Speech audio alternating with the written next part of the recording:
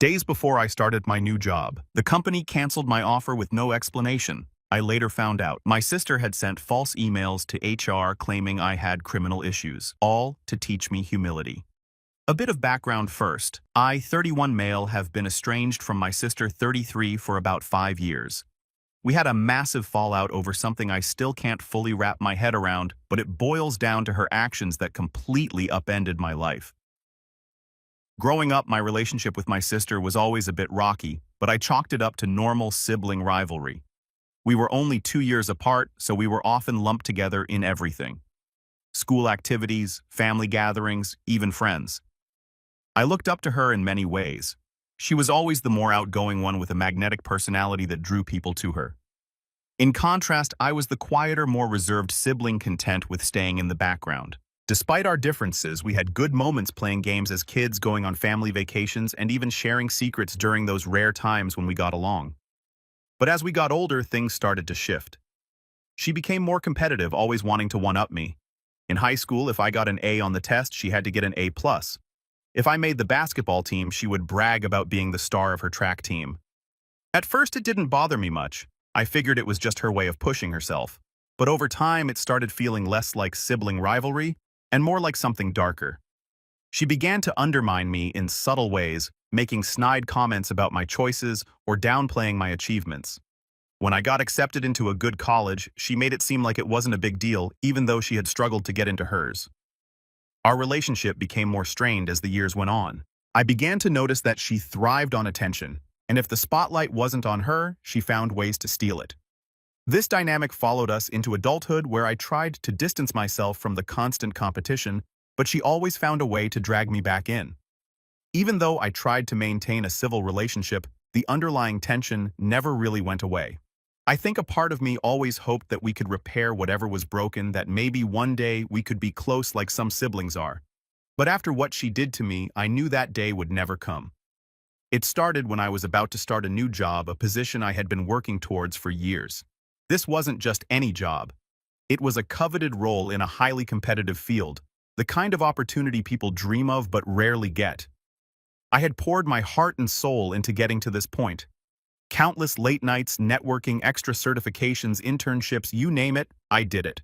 This job was supposed to be the big break I needed to finally establish myself and build the career I had worked tirelessly for since college.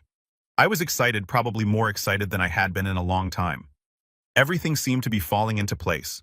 My sister, however, didn't seem to share in my excitement. Looking back, there were small signs in the days leading up to my start date. Snide comments here and there, sarcastic jabs disguised as jokes. She'd say things like, "Don't get too comfortable. You know these things never last," or "I hope you can handle the pressure. Not everyone can." At the time, I brushed them off, telling myself she was just being her usual self, always looking for a way to bring me down a peg. I didn't think much of it. That was until I got a call from the HR department of the company just days before I was supposed to begin. The tone of the woman on the phone was cold, formal. Nothing like the enthusiastic voices I had heard during the interview process. She told me in no uncertain terms that the company had decided to rescind the offer. My stomach dropped.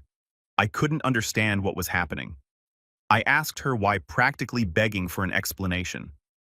She hesitated for a moment before finally telling me that they had received an alarming email from someone claiming to be a concerned family member. The email, she said, had raised serious concerns about my character and past behavior. I felt like the ground had been ripped out from under me. I couldn't believe what I was hearing. When I asked for more details, she told me that the email outlined a series of lies, claims that I had a long history of substance abuse, that I had been in and out of rehab, that I had stolen money from my own family to fuel an addiction. It even said I had a criminal record related to these issues, which was absolutely untrue. Hearing those words felt like a punch to the gut. I had never struggled with addiction, never stolen anything in my life, and certainly didn't have a criminal record. My entire body went numb as I realized the gravity of the situation. The HR woman went on to explain that given the nature of the accusations and the seriousness of the position, the company had no choice but to withdraw the offer. There was no room for negotiation, no chance to clear my name. The decision was final. They had already moved on to the next candidate. After the call ended, I sat there in shock, unable to process what had just happened. How could someone make such claims about me? Who would even do such a thing? I was racking my brain trying to figure out where this could have come from when the thought hit me like a freight train. My sister. She was the only one who had the kind of personal knowledge that was twisted and warped in that email. And deep down, I knew she was the type to pull something like this if she felt like I needed to be taken down a notch. My immediate reaction was to confront her. I drove to her apartment, storming inside without even knocking. I could feel my pulse pounding in my ears, anger coursing through every part of me. When I confronted her, the look on her face told me everything I needed to know. She didn't deny it. In fact, she didn't even seem surprised that I had figured it out. Her response was as cold as it was infuriating. She admitted to sending the email, but in her mind, she wasn't at fault. I was just trying to help, she said, like that made any sense at all. When I asked her why on earth she would do something so cruel, she just shrugged and said, "You were getting too arrogant about it. You needed a dose of humility. You're not as special as you think you are." I was floored. Arrogant, I wasn't being arrogant. I was excited, proud even. After all those years of struggling and working hard, I finally had something to show for it. And instead of being happy for me, instead of supporting me like family should, she had decided to rip it all away. She had sabotaged me, ruined my reputation with that company, and destroyed a once-in-a-lifetime opportunity, all because she thought I needed to be humbled. I demanded an apology. She just laughed. "You'll thank me one day," she said dismissively, like this was some sort of lesson I was supposed to learn. I remember staring at her dumbfounded, realizing that the person standing in front of me wasn't someone I could ever trust again. She didn't care about what she had done. To her, this was no big deal. She shrugged it off as if losing a career-defining job was something I should just get over. But I couldn't just get over it. That job wasn't just another gig. It was my future. The dream I had worked so hard to achieve was ripped away from me in an instant, and the person responsible for it didn't feel an ounce of remorse. I walked out of her apartment that day and never looked back. From that moment on, I cut contact with her. My parents, while initially sympathetic to my side, began urging me to forgive her over time. According to them, family is everything, and they couldn't bear the idea of us being estranged. I, however, couldn't move past the betrayal. It wasn't just a job, it was that she intentionally tried to wreck my life, then didn't care. That's not someone I want around me, let alone at one of the most important days of my life, my wedding. Fast forward a few years, and I met my now wife, 29F. We got engaged after 3 years of dating, and the wedding planning began. My relationship with my parents remained complicated. While they were happy for me, they constantly pushed for reconciliation with my sister. They wanted me to invite her to the wedding despite everything. They even pulled the "she's family" card every chance they got. My fiancé was supportive of my decision not to invite her, understanding that this was my choice. Still, my parents kept pressuring me. Eventually, I had enough, and I told them straight up that I wasn't going to invite her, and if that meant they didn't want to come, then I'd understand. I thought they had finally gotten the message, because after some back and forth, they said they respected my decision. I knew they were disappointed, but I didn't want to dwell on it. My focus was on my future wife and the life we were building together. The day of the wedding arrived, and everything was perfect until it wasn't. We were in the middle of taking pictures when one of my cousins came running up to me saying he had bad news. I could tell from the look on his face that something was seriously wrong. Sure enough, when I went to the entrance of the venue there, they were my parents and my sister all dressed up like they were invited. I was fuming. My blood boiled, and I could barely keep it together. They had gone behind my back, completely disregarding my boundaries, and brought her to my wedding. My sister had this smug look on her face like she knew she was causing a scene and didn't care. My parents tried to act all innocent, saying things like, "We just wanted to make things right, and it's your wedding. You can't exclude family."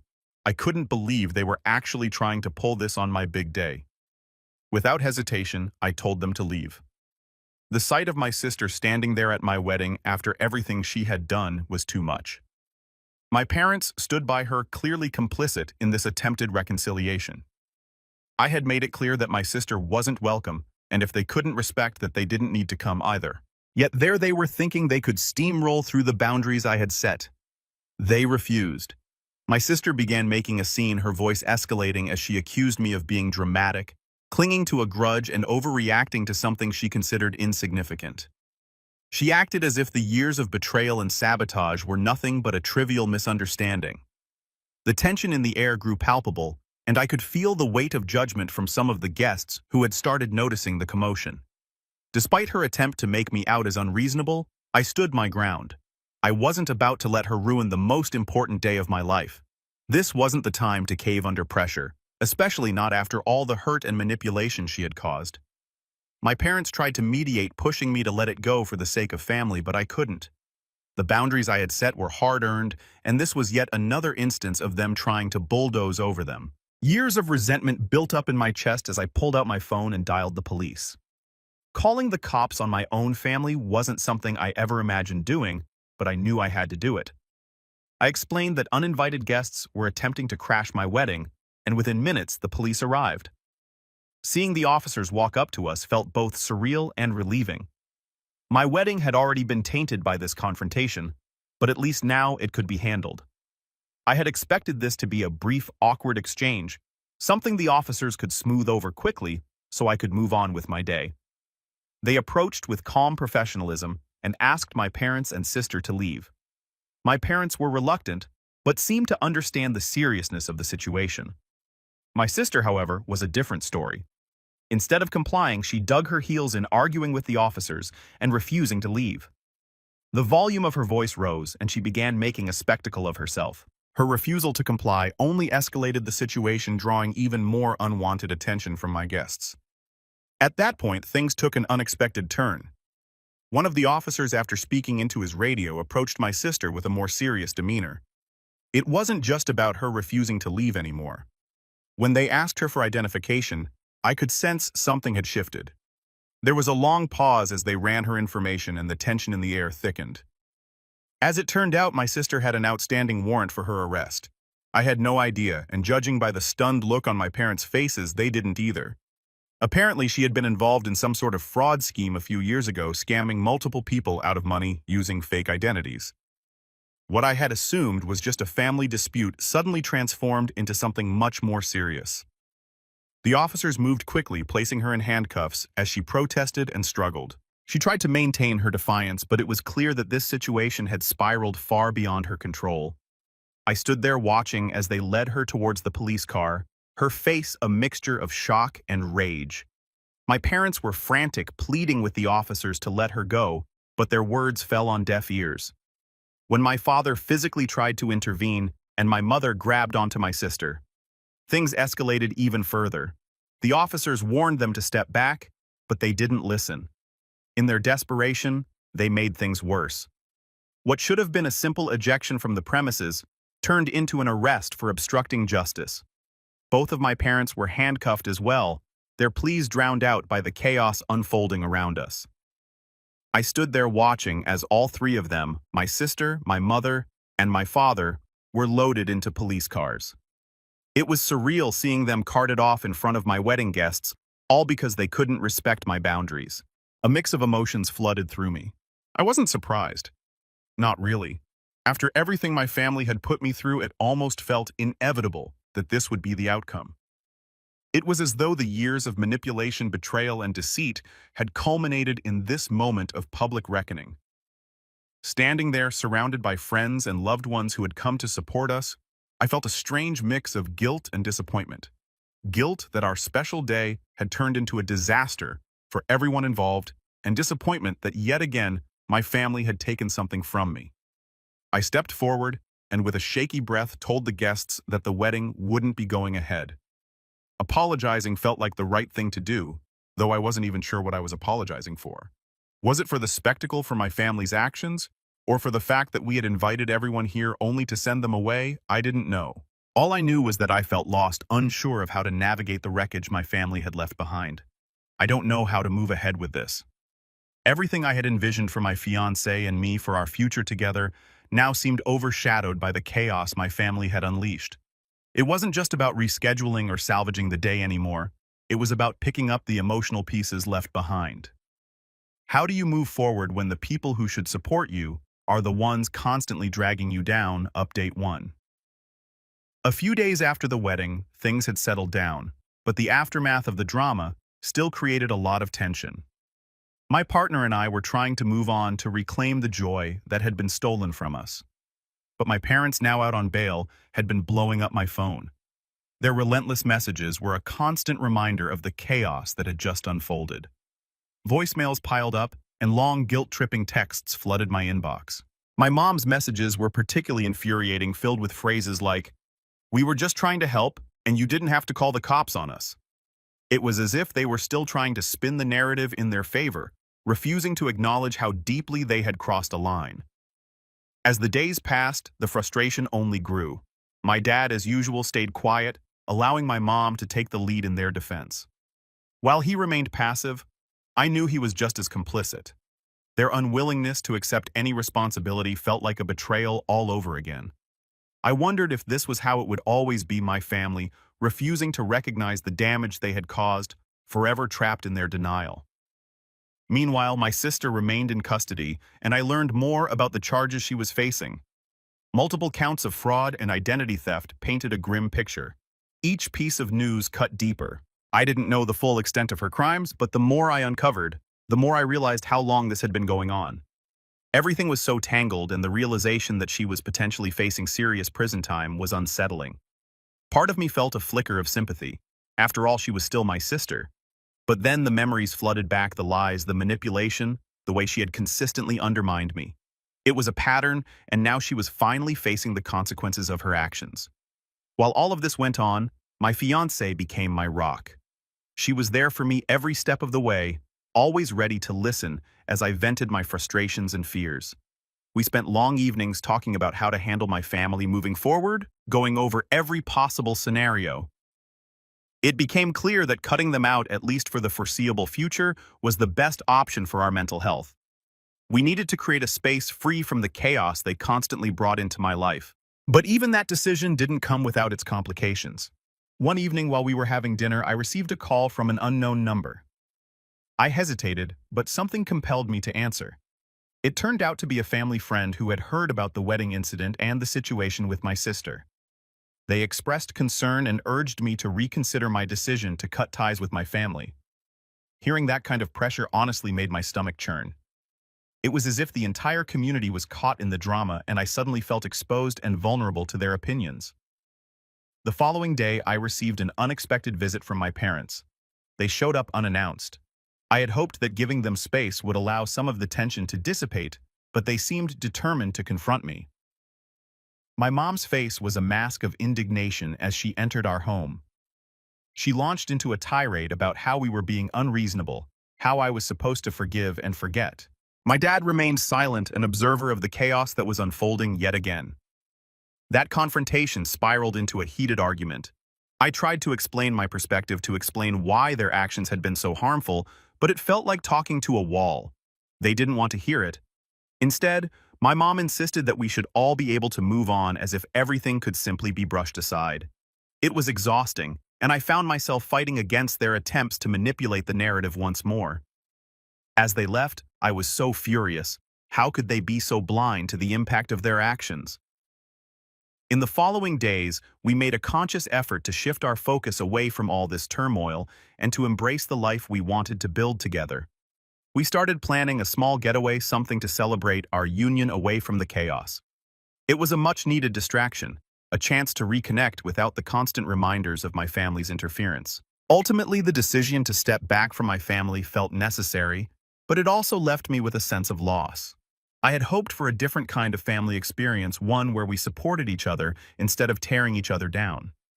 Now, as I looked ahead, I realized that rebuilding my life meant learning to accept that my family might never be what I always wanted. It was a painful truth, but I knew it was the first step towards reclaiming my happiness. Update 2. It's been about a week since the wedding incident, and I'm still processing everything that happened. Each day feels like a mixed bag of emotions: relief, sadness, anger, and a strange sense of freedom. I've come to the realization that my relationship with my parents is beyond repair, at least for now.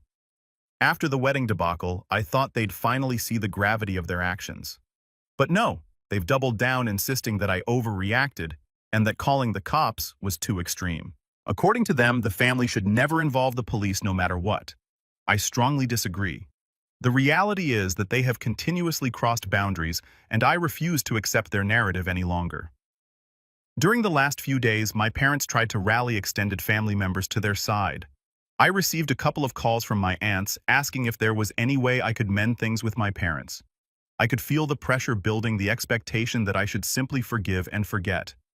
But when I explained everything that went down, how they had shown up uninvited, how my sister's actions had led to a criminal investigation, they were horrified and took my side. It was a small victory, but I knew the battle was far from over.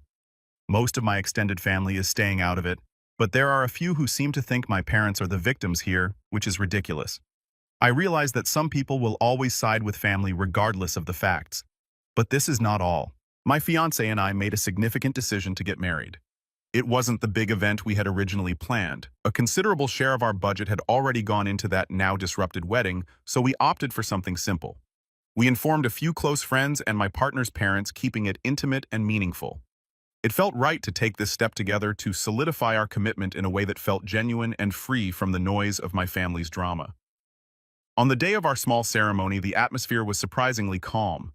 The sun was shining, casting a warm glow over the garden where we exchanged our vows. It felt surreal standing there with my partner, the world around us fading into a blissful haze. I could see the joy in their eyes, and for that moment, nothing else mattered.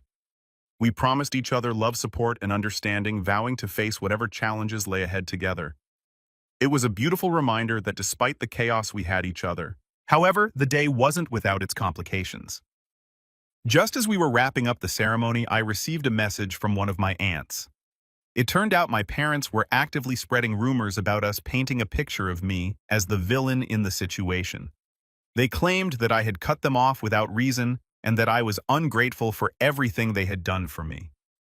The news hit me hard, but my wife reassured me that we were creating our own family, now one built on respect and love, not manipulation and guilt. As the days went by, we settled into married life, enjoying the little things, cooking together, watching movies, and dreaming about our future. But the specter of my family still loomed large.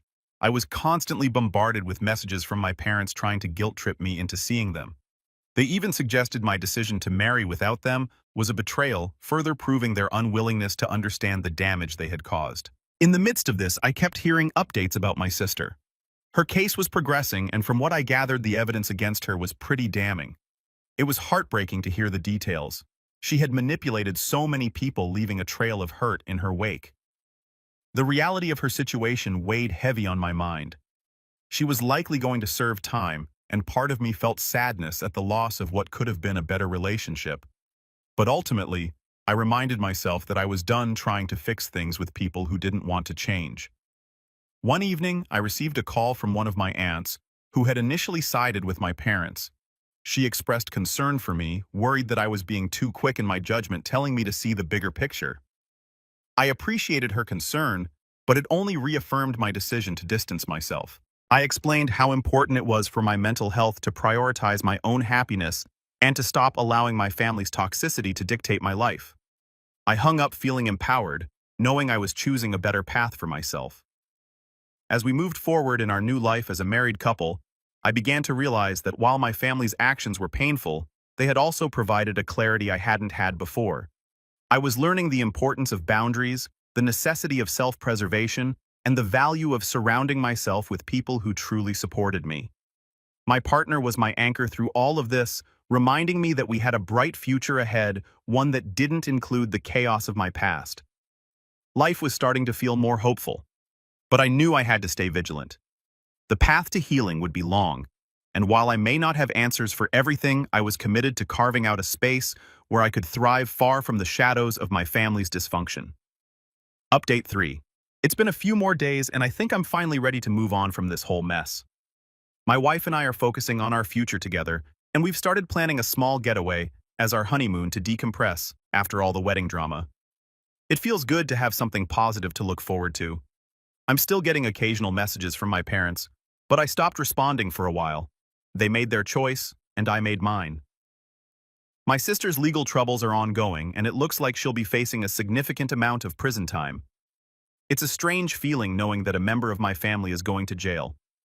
But at the same time, I can't say I'm surprised.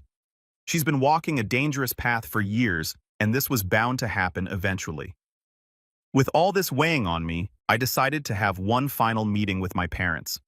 I didn't expect them to suddenly understand my side, but I wanted them to know that I was starting a new life. When we met, I could tell they were exhausted by the whole mess. My sister's mistakes had clearly taken a toll on them as well.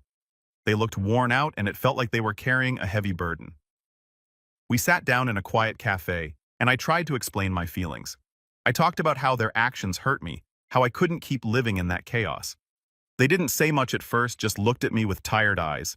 I saw a hint of regret on their faces, but I knew they wouldn't fully admit it. They still held on to their beliefs about family, but I felt like we were all stuck in a loop, unable to break free. After a while, my mom spoke up, saying she wished things could go back to normal. I realized then that their idea of normal was very different from mine. I wanted a healthy relationship, one built on trust and respect, and I could see they were still stuck in their ways. As I left that meeting, I felt a mix of emotions. It was sad to see them in such a state, but I also felt a sense of relief. I had tried to reach out, and now I was ready to let go. In the end, I've learned that family isn't just about blood. It's about trust, respect, and love. My parents and sister violated all those things, and while it's painful to cut ties, I know it's the right thing to do. My wife and I are building our own family now, one based on mutual respect and understanding, and that's all that matters.